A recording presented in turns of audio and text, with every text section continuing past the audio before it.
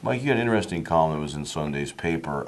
Very appropriate. The Phillies were losing 13-4 to the Braves, and right next door was your column saying it's time to make trades. My first question to you is, the trade deadline's not to July 31st, right, and yet you're talking trades here at the beginning of July. Why do you think it's time to start thinking about moving some of these players in the Phillies? Well, I think they're an old team that's not very good, and I don't think you want to be fooled by the standings into thinking that you're better than you are. I think the Phillies need to get younger, and I think they need to get start thinking more in terms of the big picture of the future, and they have some pieces that they might be able to be useful in that regard. Just, I don't think any particular reason other than that you start thinking about this in July. You start thinking about this around the midpoint of the season, around the All-Star break. And of course, the whole month of July is sort of consumed in baseball with talks of the trade deadline leading up to the trade deadline. I don't think making a few trades now means that you're on a total rebuild either. Look what the Red Sox did last year. They got rid of some big name players, big salaries, star players. Gonzalez is a very good player. Some of those, not as good right now. Beckett and Crawford had something to prove. Yet they made that move last year and are in first place this year. So it doesn't mean that you're done for a few years. Let me throw a couple names out to you. Chase Utley's on the last year of his contract. He's been injury-plagued the last couple years. When he's healthy, he's a very good player. Would you trade Chase Utley right now? Well, the answer to would you trade X is always, it depends on what you could get. But that's not ducking your question.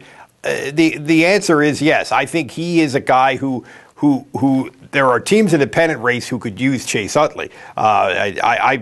I think depending on what the Orioles are going to do with Brian Roberts, the Orioles might be one of those teams. Toronto Blue Jays, if you want to argue they're in the pennant race, I mean they're one, and I think the Dodgers are certainly one. The A's are another one. The teams that are getting nothing from the second base spot and are still pretty good teams. So as a broad generalization, I think he would be the number one guy that I would be trying to deal. And I wouldn't wait till July 31st because he's healthy right now. He's had 2 injuries, a oblique injury this year. Of course, his knees, you don't know what's going to happen. Yeah, it's right a sell high. Healthy. It's a sell high kind of thing. Yep. Carlos Ruiz, would you trade the catcher? He's on last year of his deal as well. Very good defensively, but they lost a game in San Diego because he couldn't hold on to a ball. So, and his numbers aren't as good this year. So.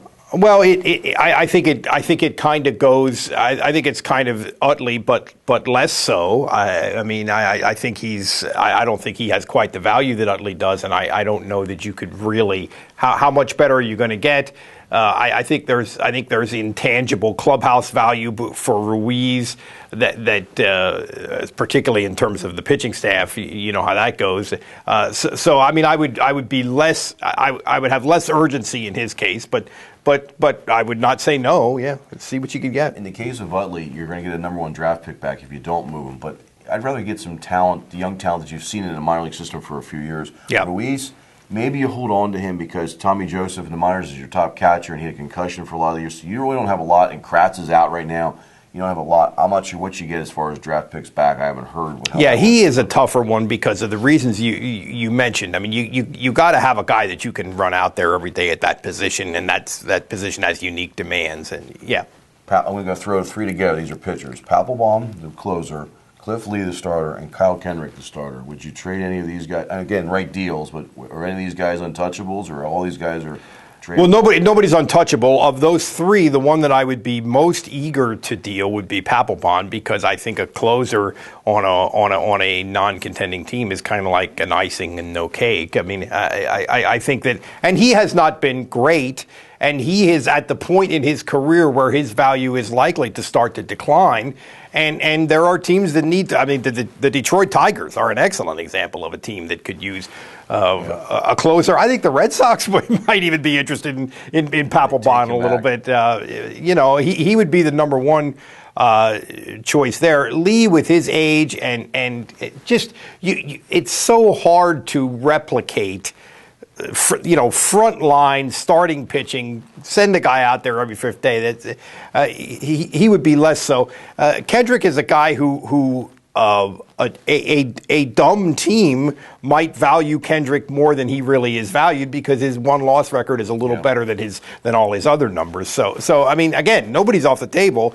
It always depends who you can get, but I would rank them sort of in that order of willingness to deal, let's say. Utley, Ruiz, and Papelbon, I think you could almost trade them this year, and depending on what you're getting, to get some young players, but even to get some middle relief guys that help you. Maybe you're not even out of it this year because Cesar Hernandez is actually hitting pretty well at second base in the minors. He can come into Utley's spot. And if you can get some middle relief help, it doesn't do you any good to have a closer if you can't get to use him. You know, he's got 19 saves. Right, you got to have the lead. You got to have the lead in the ninth inning for the closer. Maybe they can get a couple guys.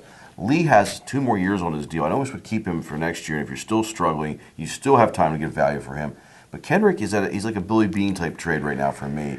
Because I think you're seeing the best you're going to get. He's a quality third starter, maybe even a 2 in rotation. You mean if Billy Bean's running the Phillies? Yes. Because his next contract would be even higher, and you could get rid of him before he's making the numbers that aren't really what he's worth. Yep. And you might be able to get some value back for him right now ahead of the game. And you got some guys coming through the minors, even Jonathan Pattabone right now, that's probably just about as good as what Kendrick can give you. So maybe. We don't know. Maybe Kendrick will take it to a next level, but he might give you some good value. I guess the bottom line here is almost no matter what, the Phillies should be working the phones and should be sellers to some degree over the next couple of weeks. Are you concerned about who's making these moves? Yes. Do you have the confidence in Ruben Amaro Jr.? No.